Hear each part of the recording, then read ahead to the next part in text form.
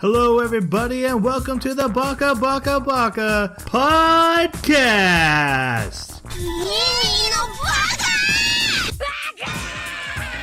Baka. It's amazing how every time you open your mouth, you prove you're an idiot. Hello, everybody, and welcome to our first minisode of 2018 of Baka. This is a minisode for a podcast that usually talks about an anime that we watched every 2 weeks. Instead, we come together in these minisodes and talk about random topics that we think up of just to remind you that we exist as a podcast. Because that's important. We have a really interesting topic this week to start the year off for us, because we are now in 2018. And let me introduce my co-host. I'm going to change things up. We have the butter to my toast, Jeremy. That's okay. I'm golden and delicious. I'm good with that. Yeah, so I've actually been playing a little bit of Doki Doki Literature Club. Yes! I'm about to get in trouble. I made Tanya come in and check out bits and pieces of it. She couldn't stand sitting through the first, 2 hours. She's like, what is this? This is so boring. I was having a blast. Though. I was loving, deconstructing the poetry. That's really well-written stuff. I mean, just the perspective of how differently the four characters write. And it's worth reading. It's really cool. And then, yeah, I'm at the point where there have been some interesting twists. I'll say that much. Have you seen the theory by Matt Pat on? No. Okay, so yeah, once you're done playing it, don't watch it till you're done playing it. But it's interesting. You mentioned specifically the poems they write, and take real try to get double meanings with some of the stuff that they write. I've noticed with one particular character, it's as clear as day what she's writing about, and I'm like, oh yeah, I know what you're doing. but I think he's got a really solid theory with with it. I don't know if Troy's seen it. Not yet. I told you I was going to be in trouble. Let's introduce my other co-host. He is the beach episode in OVA to my anime, Jason. At least I'm bouncy and pretty. Hey, silver lining. Big round silver lining. Doing all right. We did get a white Christmas this past Christmas. Yeah, and where you live, that's actually special. Yeah. Actually, we got snow for about 2.5 days, and then it was gone. We've been getting a nightmare over here where I am. And you lost a phone last week, apparently. Yeah, that's enough for that. I don't want to talk about it. Yeah, Path of Exile's been great. There's a new sword that drops, that's guaranteed to drop. That's a 6-link. A one-handed sword, 6-link. And it, the reason I mention is because there was a bug where the boss that spawns for it was spawned independent of whether the zone reset or not. And for those that are familiar with PoE, that'll make sense. Anyway, so what that meant is you could just go to the character screen, log in, do how many monsters are remaining. And if it was 0, then you could just go back to character screen, log back in, and just do that within a second instead of having to wait for the zone to reset. And then it's monsters remaining 1. You're like, oh, he's here. And then you just run, go kill him, and then just go back to character screen and just kept doing that. And, I ended up getting 8 or 9 of the swords. Oh my God. Sold for quite a bit. But anyways, that was fun. When I was looking at what Christmas gifts to get you, I almost got you a Tabula Rasa t-shirt. So to be clear, that book was fantastic. You like that? Good. I'm going to get volume 2 because it was, just filled so many story points that I've been wondering about for a long time. Sweet. Are you done? Should I wake up? How's Troy doing? I'm doing good. I've been wasting my vacation days watching Planet Earth on Netflix, which is just the best documentary ever. It's just a British guy talking about weird animals doing weird stuff. Have you guys ever seen the baby lizard run from the snakes across Yes. the beach? I think I have, yeah. It is amazing, and it's even better when you set it to music from My Hero Academia. Oh my god. I have to watch that. I have never Is that on a thought. video? There should be. You should be able to find it. Gosh, it's so good. I've seen it before on the internet, but we got to that episode, and like the whole family was gathered around the TV. Go, little Willis, go! They just show like weird animals doing weird stuff, and you know what? That's fine by me. So it's not narrated by Morgan Freeman, then, huh? No, it's not more. It's some British guy. It sounds like the guy who does like Hitchhiker's Guide to the Galaxy, the movie. It might be the same guy. So it also makes me laugh. Also, I've been playing Overwatch and apparently 7 Days to Die. Yes. Overwatch. Hey, did you get a chance to check out the new Overwatch character? I just read about it in the Game Informer. Which one? And she's the heals from one hand and the kills from the other. I love her. I thought you might. Because she shoots this, you can shoot a healing orb or a damage orb, and you just shoot it into the enemy, and it bounces like on the walls between them and just keeps hurting them, and they're like, leave me alone. That's pretty great. And then while I go hide. It's great. See, that's the reason I don't play Overwatch is because I'm that person that's always saying, leave me alone, leave me alone. I can never kill anybody, and I just keep dying. We play Heroes of the Storm. I get the very similar vibes from Heroes of the Storm, but in like 5 to 10 minute increments instead of 20 to 30 minutes. Where either I'm like, oh, my team is the worst, this is all garbage, but at least I'm not stuck with them for 20 minutes. And I like first person shooters. I think we all know that. So it's just works for me, but I could definitely see if especially if shooters aren't your thing, the game kills somebody. Yeah. Okay, let's talk about our minisode topic. And Jeremy, you picked it. We're talking about it's almost our wish list of 2017, our resolution of what we missed that we want to go back and watch. You can explain it more if you need to. No, that pretty much sums it up. So yeah, we're going to dig into these animes and also try to sell each other and the audience on, hey, come watch this with me. So I can't make you do it with my podcast anymore. Yeah. Some of them. So come do it with me anyway. So Jeremy, you picked it. Why don't you start us off with your first one? Okay. There was one I was reading about called Akashic Records of Bastard Magic Instructor. I think that's how it's all. I've seen an episode of that. Have you? Okay, yeah. I remember when I was actually looking at picking an anime during one of our episodes, I really seriously considered that one because I love the concept. I mean, you've got this magic academy, which, that's pretty standard fare, right? Like more teenage Hogwarts kind of thing, right?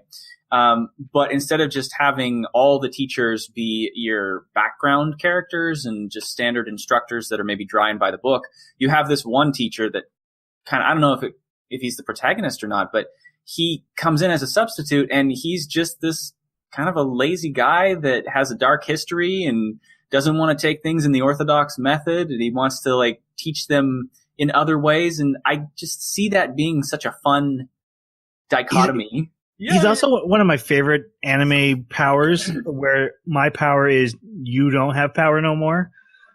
I kind of get into that when a character's power is literally just turning off everyone else's power and then using their physical strength to beat the crap out of you because you've been using your powers too much. See, I didn't know he does that. That's awesome. Kind of like the eye guy from My Hero Academia. Right. Yeah, or the guy from Bungo Stray Dogs. I love that. I love that power. I love that idea, and I do believe. I think he can do more, but I think that's amazing how he works. At least what I saw. I only saw a little. Yeah. The only thing that I remember from it that was my cringe is that like a lot of young fan service. Oh, really? Like lolly girl fan service, and I was like, oh, I don't know if this will be okay for the podcast. Yeah. Because I do that every once in a while. I'll watch one episode and just kind of see what's going on. Yeah. Did you get an idea of what the age range was for the academy? Is it high school? And I think it's supposed to be high school, but they're not drawn very mature, I think. Okay. And again, this was one episode. We've had a lot of time where there's like, man, this one episode did not establish what this anime was. Yeah. So I'm not. I don't want everyone to prejudge it because of what I just said. Yeah. One of the other things that actually drew my attention to it a lot was the idea that you could have two different perspectives on how to teach the magic from the schools, right? So you've got the dry teachers, which means that you're dealing with something that is dry, something that is logical, and therefore we can chart it out. And I'm really curious to see what kind of magical systems that this particular author came up with. And then you have the second way of approaching it, which is the way that the lazy teacher does, which is to kind of teach more from the basics, the bottom up of like what is magic, what's its purpose, how does it function, and how dangerous is it, and things like that. And that, I think, would give me just a huge area of fun. It kind of takes me back to the Deathgate Cycle books. If you've never read them, they do a great job of establishing like a series of different kinds of magical systems. Mm-hmm. And so seeing this in the anime caught my attention as like, oh, I wonder how well they established it. Jason, how about you? I've been having my eye on this one. I really been meaning to like watch it just because it's right up my alley. I don't think it's going to be super interesting, but it does seem like it's got some really neat plot points. Overlord. Was that last year? They finished filming, I think, winter of 2017. It's like there's always these little clips on YouTube that I catch, and it's one of those like deep medieval fantasy genres that there's no clear good guy and no clear bad guy. And I really love those kinds of stories where it's like, well, my point of view is better than yours because this. Well, my point of view is better because this. And so then you end up like in this tie. But then when there's death on the line, it's like, I don't know who to root for, but this is amazing. Do you get the impression that in the end there will be some sort of clear delineation, or do you think it'll end in nihilism? I have a feeling that it will be because there's a main character that you follow, and it's this like lich dude. And, oh wow! Yeah, that is really interesting because it sounds like you're following the antagonist just from class, right? Right. Yeah, just from class. But he does some altruistic things for semi-evil agendas. So it's funny. And also he has some funny interactions with some of his enemies because, for instance, like one of the scenes, he looks like a knight. Like he's got full plate armor on and everything. He's got dual swords, and there's this rogue that is very fast, and she can cast spells for herself to like boost her stats. And she gets on him and like casts a bunch of spells with her dagger, stabs him in the face, and then like all of a sudden he grabs her, and his faceplate goes away, and then all of a sudden he's got a hood and not a helmet anymore. It's just this skull, and he's like, "You were so weak, I decided not to use any power or magic on you. I'm just going to kill you by brute force." It just hugs her to death. Jason, oh my god! How much do you know about the plot of Overlord? Like, not a ton, but you might want to Google it because you're kind of spot on what it is, and you're kind of way off on what it is. Okay, it's a video game. Oh. The story is about a guy who plays a online MMO, like sort of online type thing, and they're turning it off. And he's like one of the most powerful characters in the game. And he's like, you know what? I'm going to stay here. And he's just wiping out, doing whatever he wants with the NPCs and just overlording over this game world now that he's the only thing that matters. And that's pretty great. The only thing that's actually kept me from going on is I don't understand where his threat is. He's almost a One Punch Man, but without a comedic element, because he is highly overpowered to everything around him. And I'm wondering if you rewatch it, let me know how they add that element of interest into those. Like, where is he going? Okay. Yeah, I purposefully not looked too much into it because I planned on watching it, and I didn't want to spoil too much for myself. Well, that's first episode, so you should be okay. And other than that fight you just described, I haven't seen anything from it myself. I don't actually know how they get it going. So that's been one that's been tickling me for a while. Like, is this interesting or not? I can't tell. Okay, well, I'll let you know. Okay. What, you guys are gonna hate this one. There's no way I'm selling you. If it's Kingdom Hearts 4, I'm gonna be upset. The anime. That I can sell you on. This is Masamune-kun's Revenge. I think I've mentioned it before. It's a romantic comedy. Is that the stepsister that's a manga artist? No. Hold on. Oh, Whoa. I need to I don't like animes where they like their sister. That's just not my thing. I gotta make sure I got the title of this right. You're talking about the legendary Masamune. Masamune sword. You put freaking Kun at the end. Yeah. Now, I'm already upset. I'm already angry. But please go on. Tell me about this anime. This is an anime about a little boy who's a little overweight, and he falls in love with a girl, and he goes up to her to confess, and she calls him a little piggy and rejects him. So he goes and becomes the sexiest, good-looking buff guy he can possibly do. Comes back in high school under a new persona to get her to fall in love with him so he can tell her what a bee she's been.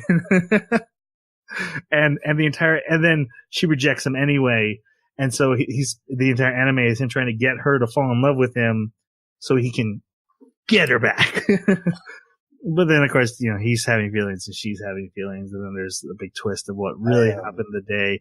And it's comedic. It's played for funny. But I started watching it and I was kind of getting into it. I think I'm gonna be sick. What's the name of the actor that plays Deadpool? Ryan Reynolds. Yeah, he did a movie about this. Yeah, there was a similar movie. Didn't have quite the anime twist-ish to it, but yeah. Jeremy, how about you go next so we can just move on? I'm not sold, by the way. You just want to suddenly push that one back under the carpet before we attack it. Right? Yeah. So mine actually shares some similarities with Overlord, I guess, because Konosuba. That was on my list too. Yes, I want to see that. It's so bad. Yeah, I mean, I don't know this one. Okay, so this is one where there's a NEET. Okay, he's the protagonist. He dies, and he winds up going to this place where a goddess, I don't know what her name is, but this goddess offers him to send him to this MMORPG world, and he can take one thing with him. It could be superior strength or some other benefit to himself. Please don't say a smartphone. He takes her. He says, "I want to take you." Oh. And when I heard that twist, I was like, "You've got me. You've hooked me. I want to see where you go with this," because I never would have seen that coming. And so she has to go because she agreed to send one thing with him, whatever it was he chose. And from there, it is kind of like Overlord. You're in this MMORPG world, but then it adds another little twist, which is that he doesn't really want to play the game. He just wants to enjoy the luxury of being in this world and get some money, settle down, whatever he wants to do. He's got this goddess with him. Why not, right? But things keep provoking him. Things keep getting in his way. And he keeps getting forced into the conflicts of the game. And it sounds like it'd be a lot of fun. So there's one video I saw of an episode where they're on this quest and it's just hijinks after hijinks. It's purely at its heart a comedy show. Mm-hmm. And he's semi-attracted to this voluptuous warrior. The problem is that she's messed up in the head. Yes. And that is separate from her masochism, where when monsters start really beating on her and hurting her, and not in a weird sexual way either, just like in other anime, you would think, oh man, how did they ever, she's like, oh, the pain, oh, please more. and her whole party is disgusted by it. Yep. They really are a band of misfits. The whole party. They each have their own really, really weird. Yeah, he's in this tavern, talking to a random girl that's not in his party, and he's telling her all his exploits, which he's done none of. And then it gets found out that she's been hired by somebody to make him feel good, and she quits because his story is so terrible and she can't take it anymore. That's awesome. Okay, that sold me. Yeah, I'd like to see that one too. Yeah, Konosuba, that's pretty great. Jason, you have another one? I do. I've been wanting to see. So I'm like 2 movies in. Kizumonogatari. That's the vampire one? Yes. There had to be a vampire in here somewhere. So I actually, this one of the things that pulled me back into anime as well was the way Japanese media seems to be able to portray really, really interesting vampire stories, and how vampires aren't just monsters, or vampires aren't just suave and then bite you. Like, they have an agenda. They have plans, aspirations, or even, for instance, in the very first movie, in the very opening scenes, she's actually she's trying to commit suicide because of her regeneration. She can't. But then she gets she's literally bleeding out, and she gets this last minute, actually I want to live kind of thing going on. And it's about this one particular ancient. Well, actually, no, she's not that ancient. She got turned herself, vampire, and they came out with a whole new series this past winter, I think. Yeah, number 3, and I've been meaning to put that on my list to watch because I actually really enjoyed the first 2 movies. It's got a very interesting art style. I was just looking at some of the images. In fact, actually, after the podcast, I'll have to send you one of the fight scenes, which is absolutely over the top, but awesome. Yeah, cool. I'm sold. I want to see that. The only thing that's keeping me I have a problem not starting at the very beginning, and there's a series that was made before that, and these movies are kind of prequels to that, setting up where his powers came from and stuff. And I just don't have time for the whole series. I made time for the first couple movies, and that's why Does it have the girl that that might be spoiler. I'll be quiet. Let's move on. I have a bunch of sequels on my list, guys. Even some stuff we watched here. Blood Blockade Battlefront and Beyond, which is another season of Blood Blockade Battlefront, I'd really like to see where they go with the second season. Now that they kind of got the introductions out of the way, maybe they could do a better villain. And Rage of Bahamut, Virgin Soul. I wasn't a huge fan of the first part, but the twist in Virgin Soul is that it's the demon guy is the main character, or at least that's what it looks like from the trailers. Yes. And he was the most interesting character in that anime. And so I really would like to see where they take his character. So that's on my list, and also Attack on Titan too. Mm-hmm. That's another one that was on my list. Is I need to get through Attack on Titan. Yeah. I finally sat down and finished 1, and then I was like, I gotta do 2. You know what? I think I need a break. I think I need to get my soul put back together. You can only handle so many people getting chewed on. Yeah, I'm gonna go watch some Food Wars and watch people chew on other things. Yeah, I gotta say, My Hero Academia seasons 2 and the 3 that's being produced, right? 3 is coming out in March. All right. So I'll have time to work that in later. But yeah, season 2 is on my list as well, as far as sequels go. For me, it'd be Berserk 2.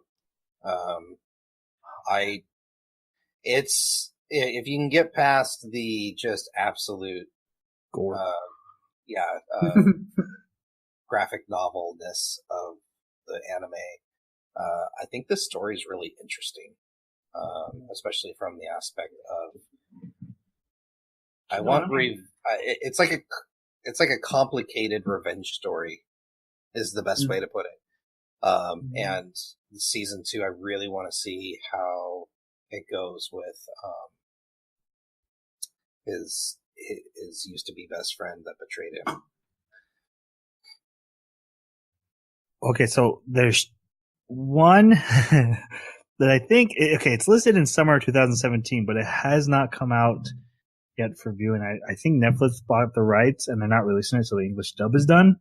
Is this what I think it is? Is it a movie? No.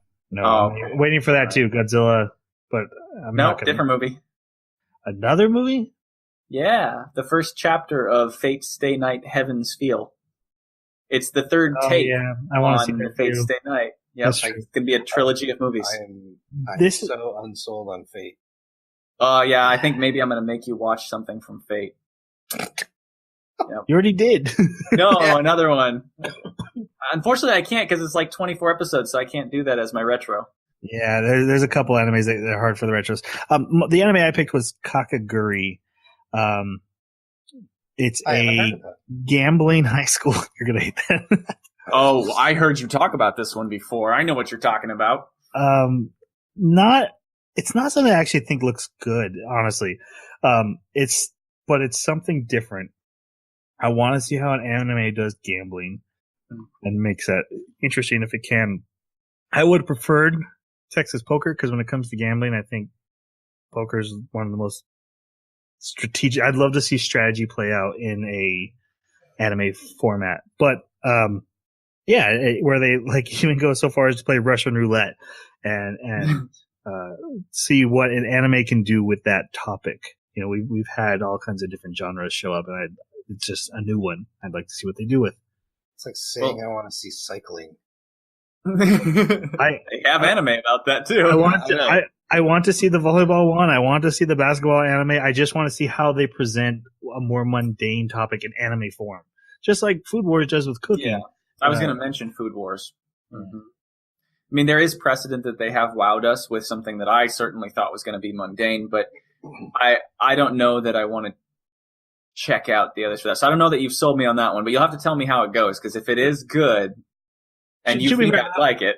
Well, this is late on my list because it's not something I wanted. I had to watch all 12 episodes of this. It's like, I want to watch 1 or 2 episodes and see how they present it, and will this catch me? Mm-hmm, mm-hmm.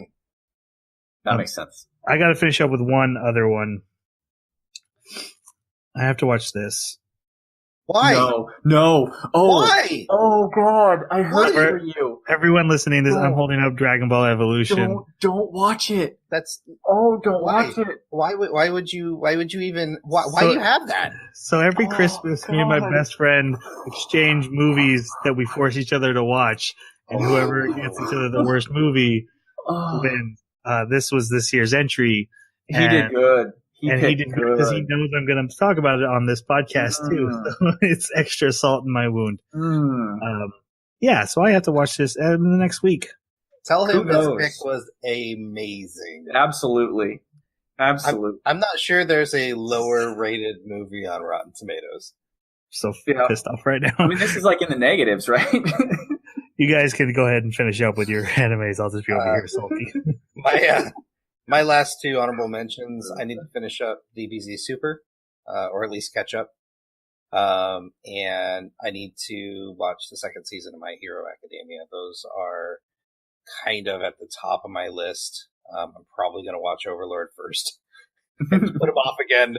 But yeah, I want to catch up with both of those because I know how amazing My Hero Academia is, and I just like being caught up with DBZ Super. It just kind of the nostalgia effect from my childhood.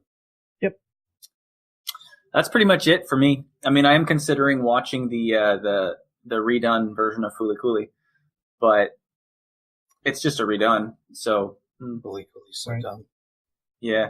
I was never a big fan of it, but I think maybe if I go back and watch it again, maybe I'll appreciate. I don't know. I watch it like once a year. It's small. I love the insanity of it. Anyone seen anything about Ancient Magus Bride?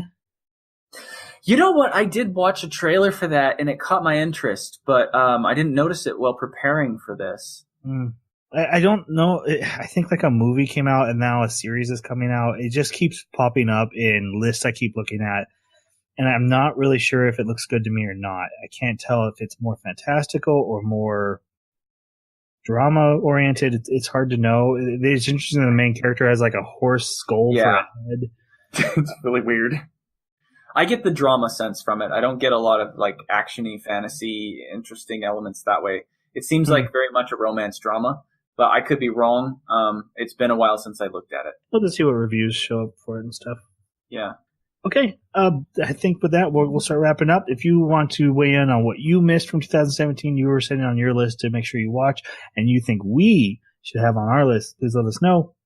Our Twitter is @BakaPodcast. Our email is theanimebakaclub@gmail.com, all one word, all lowercase. Or you can leave a comment wherever you found this podcast, and it'll get to us, and we will respond. We look forward to another year of podcasts with you guys, so thank you for listening. Let's go ahead and say goodbye. Thanks for listening. We'll see you next time. Sayonara.